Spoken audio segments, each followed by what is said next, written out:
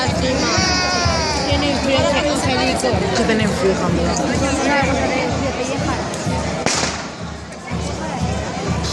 Y esa la coja.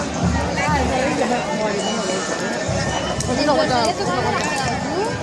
No le he dicho que perro viene a la Llevé yo para enseñarle y ahora les ha enseñado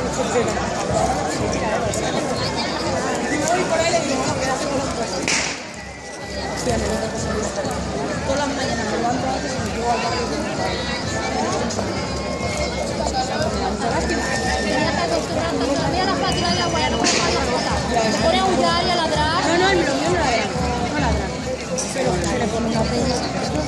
Yo no puedo dejarlo solo, es que no me está sufriendo.